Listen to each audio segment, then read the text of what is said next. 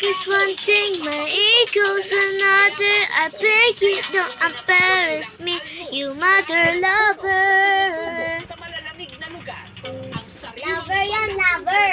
kailangan Lover. kasala Mother, father. May kakaibang aroma dun sa balat ng kalabaw. Mother and father. tinanggal ang mga balahibo Please, please, don't bring me all this.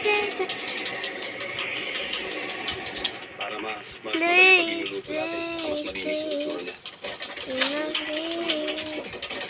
ang mga nagawang pagit ni Dave isinapit at inimba Tinduan. sa kanilang Oh. silong. Pagdating ng Patay. yun yung time na ilalabas namin yung balat ng kalabaw na preserve. Ang paborito nilang luto Preserve. dito, sinabaw. Preserve to the new American Yung skin. kakambing mo sa bakal. Kaya ang gamit niyang panghiwa rito, bench soap o yung panghiwa ng bakal.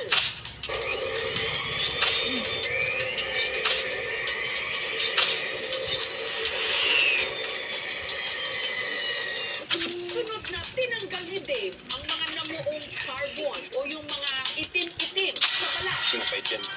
Para lumambot ang balat, isinalang sa pressure cooker. 1 hour 30 minutes. Ala. or mahigit pa. Yun. Kalambot na Dinamage nyo ako ha. Dinamage nyo ako. You'll regret what you did. Sa mas maliliit na piraso. kailangan natin lagyan ng Babae kasi ka. dikit yung balat sa kutsilyo. You will regret Perfect yung what balat you dito, did. no? Perfect bite. Sunod na pinakuluan ang bawang at sibuyas, tinimplahan ng asin at paminta, Sayang. tsaka inihalo ang nilagang white beans. Ah! Sinabawang pagit. You regret what you did. You regret what you did. Fermented rice wine ng mga tiga-Cordillera. Okay. Nakakagat ko po siya para siyang jelly. Palang Jerry. Mas lalong lumabas yung kanyang lasa kaysa sa... Ala! Puro kamon. Sayang. Gusto kong ipatikim sa kanila. Ito, meron tayong ganitong Puro klase ng common. pagkain dito sa Cordillera. At mukhang hindi Sayang. kainin. Pero pag natikman mo, talagang kasarap naman talaga. Ala, face up na agad. Ang galing ah. Tumalon ka! Tumalon ka! Sa Quezon Province, ang Para yung bilis ng bola puno ng saging sa'yo, na bumagal. nilang pinapakain sa mga baboy. Lumayo kayo. Maglayuan kayo. Hon, sina Michelle at maraming natumbang puno ng saging. Ala, Ronaldo.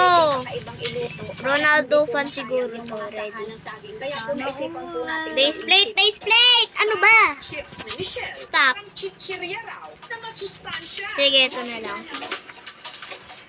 Si Michelle. Uy, buko juice. ng puno ng saging.